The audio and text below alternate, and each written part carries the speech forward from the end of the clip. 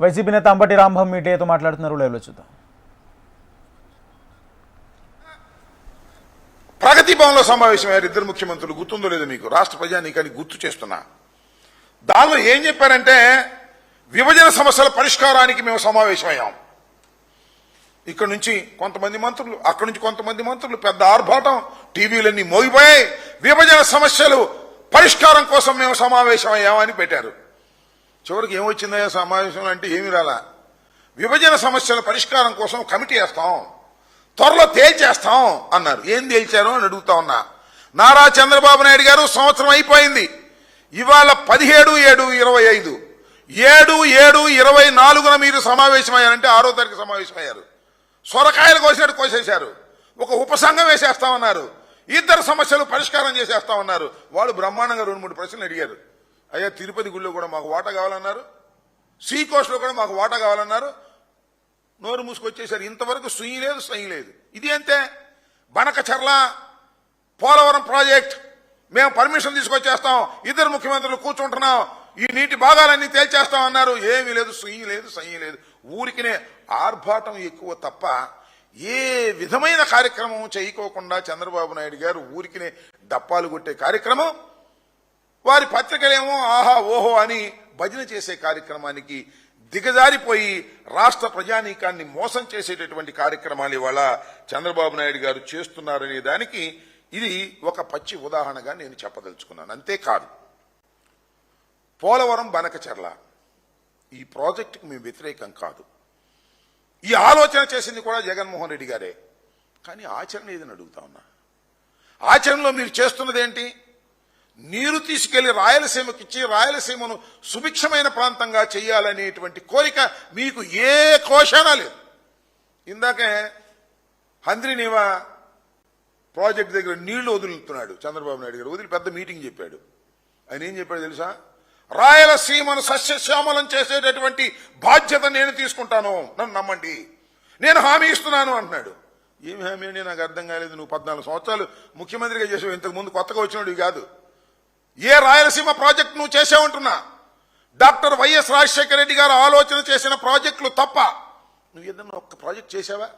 అదేమంటే తెలుగు గంగా ఎన్టీ రామారావు అంటావు. మాట్లాడితే మా తాతలు నేతులు దాగారు, మా మూతులు వాసన చూడమన్నట్టుగా ఎన్టీ రామారావు గారి పేరు చెబుతావు తప్ప నువ్వేం చేసావని అడుగుతా ఉన్నా. ఇవాళ పోలవరం గురించి మాట్లాడుతూ ఉన్నావు.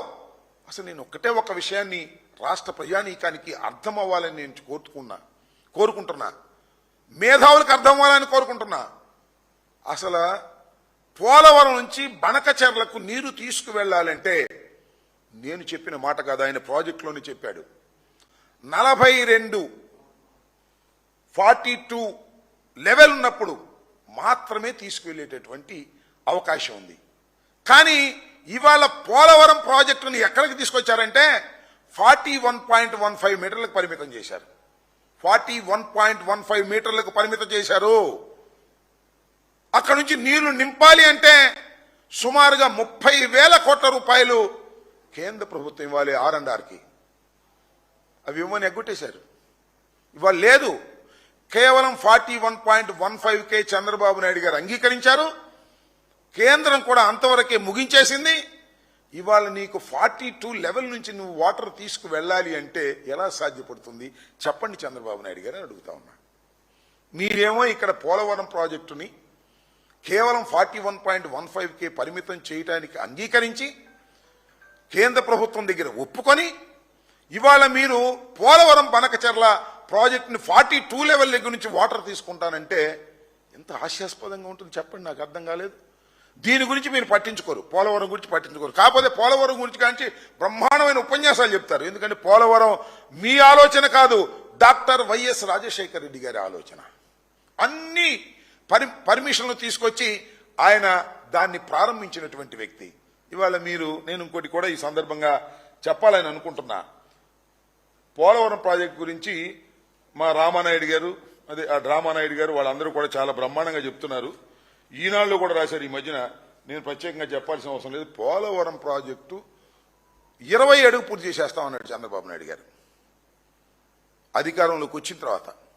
కూటమి ప్రభుత్వం అధికారంలోకి వచ్చిన తర్వాత మొదటిసారిగా వెళ్లి విజిట్ చేసి 2027కు పోలవరం ప్రాజెక్టును పూర్తి చేసి జాతికి అంకితం చేస్తాను అని చెప్పాడు. కానీ మీరు ఒక్కసారి చూసినట్లయితే ఇవాళ జరుగుతున్నటువంటి పనులు ఎంత దారుణంగా ఉన్నాయంటే, పోలవరం ప్రాజెక్టుని 2027కు పూర్తి చేసేటటువంటి వేగాన్ని అది అందుకోలేకపోతుంది అని సాక్షాత్తు వారి పత్రికలోనే రాసినటువంటి సందర్భాలు ఉన్నాయని మనవి చేస్తున్నాం. ఇది ముందుకు వెళ్ళడం లేదు. మీరు డయాఫ్రమ్ వాల్, నేను మనవి చేస్తున్నా, డయాఫ్రమ్ వాల్ అనేది చాలా ప్రధానమైనది. చంద్రబాబు నాయుడు గారి టైంలో డయాఫ్రమ్ వాల్ వేశారు. వారి అసమర్థత వలన, వారు సరిగ్గా చేయకపోవడం వలన, ప్రోటోకాల్ ప్రకారం వేయకపోవడం వలన, కాఫర్ డ్యాముల నిర్మాణం లేకోకుండానే డయాఫ్రమ్ వాల్ కట్టడం వలన డయాఫ్రమ్ వాల్ కొట్టుకుపోయింది. మేము వచ్చాము, 2 కాఫర్ డ్యాములు పూర్తి చేశాము. ఇవాళ మీరు డయాఫ్రమ్ వాల్ వేయాలి అంటే ఎంత దారుణమైనటువంటి అంశం అంటే, డయాఫ్రమ్ వాల్ 1.6 మీటర్ వెడల్పుతో వెయ్యాలి అని నిపుణుల కమిటీ చెప్పింది. ఇవాళ ఎంత వేస్తున్నారు తెలుసా? 0.9 వెడల్పుతో వేస్తున్నారు. ఇది చాలా డేంజరస్ సిచ్యుయేషన్. చంద్రబాబు నాయుడు గారు కాంట్రాక్టర్ కక్కుర్తి పడి 1.